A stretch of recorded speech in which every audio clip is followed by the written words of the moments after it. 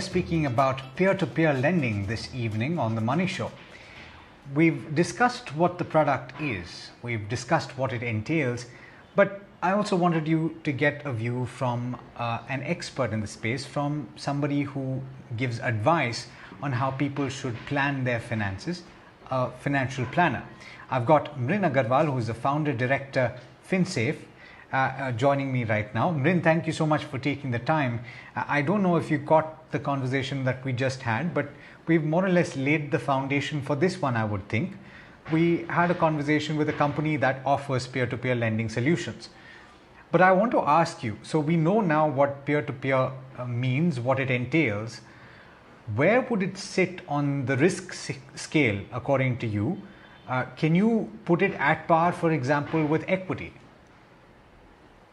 Good evening, Alex. Nice to be on the Money Show with you today. Well, firstly, I would not even compare it to equity because this is a sort of a fixed return investment. So, from that perspective, I would actually compare it to debt funds or fixed return instruments. And within the fixed return instruments, of course, you have debt funds, you've got NCDs, you've got fixed deposits available.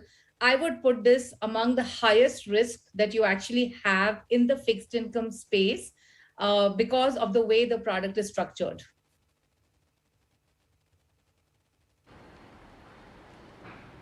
Okay, why do you say that? The contention is that you're lending to a pool of individual borrowers, and the larger that pool is, Mrin, the lesser the chances of default, and so technically your risk is mitigated, but it is still a risk. Why are you saying it's the highest possible risk though? Well, I think different platforms follow different credit assessment criteria, but from my evaluation, I think most of the borrowers on these platforms are people whose credit scores may not be that great.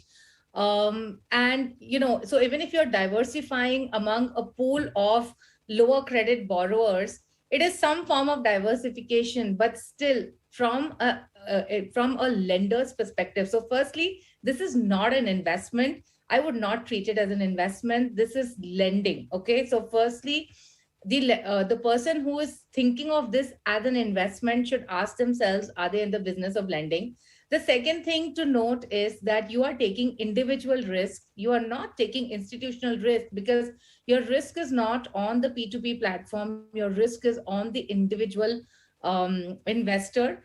And incidentally, I was just reading that the default rates in India are about 6 to 7%, and globally, P2P default rates are about 20%. So people were so shaken by the defaults in the credit funds. I cannot imagine, how people are going to manage defaults when it happens to them so directly.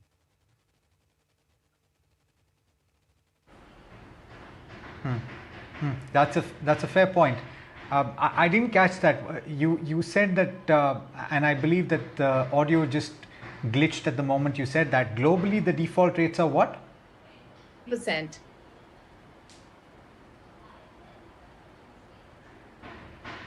20%. Sorry, can you repeat that, please?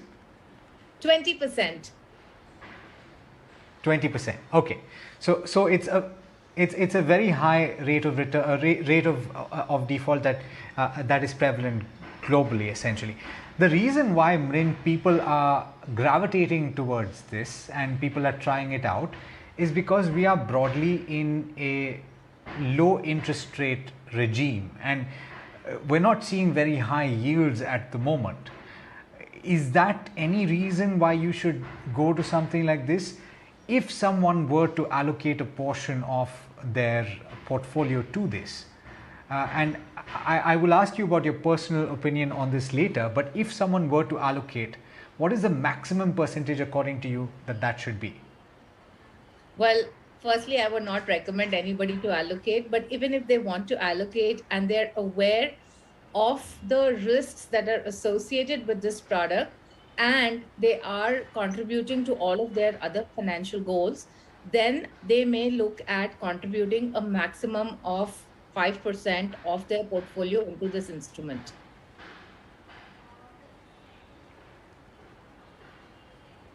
Okay, that's fair enough.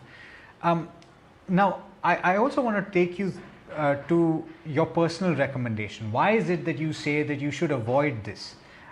When you look at the advice that you've dispensed over the years, I'm sure that you've interacted with a lot of different people, some of whom have significant risk appetite as well and a significant amount of capital as well. So even those people with high risk appetite, you would say, should ideally avoid something like this? Well, it's their personal choice, but I'll tell you one of the things which are not in favor, in my personal opinion. The first thing being that while it is regulated, the main regulation is a net worth requirement. You know, when you're investing in a fixed deposit or even when you're investing in an NCD, there are many other statutory requirements that are there. And if you look at the way NBFCs and banks are regulated today, there's a fair amount of regulation that they have.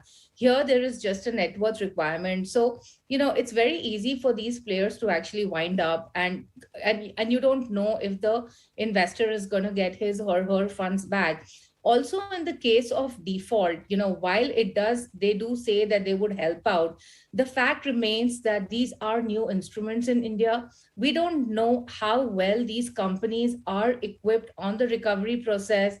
I mean, if you look at banks and NBFCs itself, there are such big examples of how the recovery process has been so difficult for banks and NBFCs. So we don't know what is the experience or wherewithal that these companies have on the recovery process. And, you know, honestly, you can write things on paper, it looks good, but you also know the realities when a default happens. Also, again, there is a concentration risk, because if an investor is investing, I'm sure they're not looking at investing 5,000 rupees. They're looking at investing larger amounts, which means that there is going to be a concentration risk in their portfolio. And finally, you do have other investments that are available, like, for example, debt funds. Yes, of course, they give much lesser returns, but these are again highly regulated, with publicly available information and a lot more transparency. So, coming to your question on if a customer is a high risk investor and he's willing to take the risk, whether he should go in for this, sure, they can. If they're ready to lose their capital, that's what they need to be. That's what they need to keep in mind, that there could be loss of capital. And if they're okay with that, I think they should go in for it. But otherwise, I do not recommend this as an investment.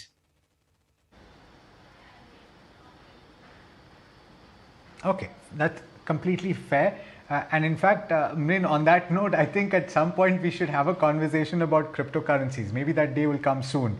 But having said that, if we're talking about the need for higher yields, and this is a very real need, because usually you would talk about investments into fixed income products as those that would help you beat inflation. And we've got a situation where inflation is now on the boil, inflation is on the rise. You're trying to beat inflation over a period of time. You're looking for fixed income products and they're not yielding you very much. So, what are the options, according to you, that somebody can consider without going into these high risk fixed income products?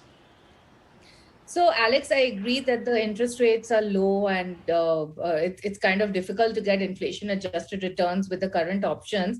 But the investor really needs to decide, do they want to put capital at risk or not? And, you know, honestly, if you look at the rates on P2P, it's 13% and upwards. I mean, I think, you know, those sort of rates were prevalent in any case many decades back, right? So yes, I do agree that the rates on debt funds maybe are not that great, but I would say that if you are a conservative investor, a fixed deposit maybe in the small finance banks may be an option, because you are getting higher returns out there, or otherwise stick to debt funds. As such, I do not even recommend NCDs or covered bonds as well, because they come with their own quota of risk.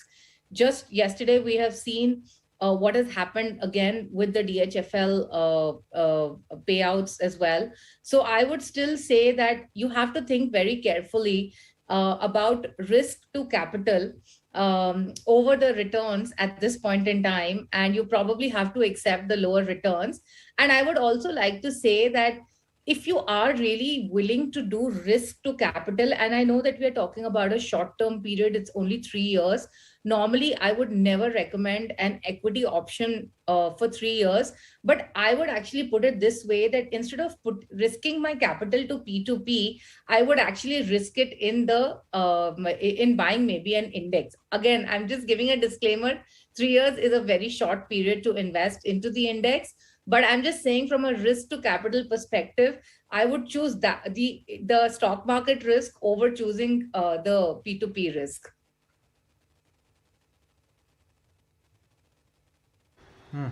And that's a fair point, because if you think about the average duration of the loans that are put out on P2P, as we learned today, it's to a maximum of 36 months.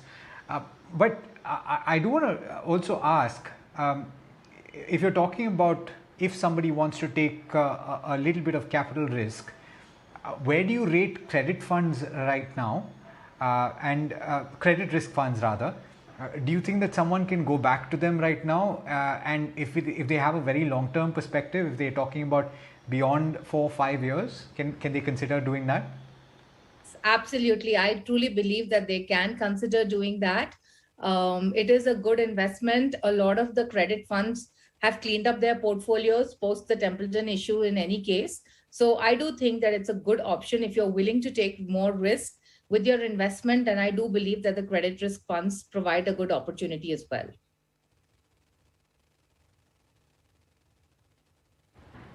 Okay, Mrin, it's been an absolute pleasure speaking with you. Thank you for laying this out.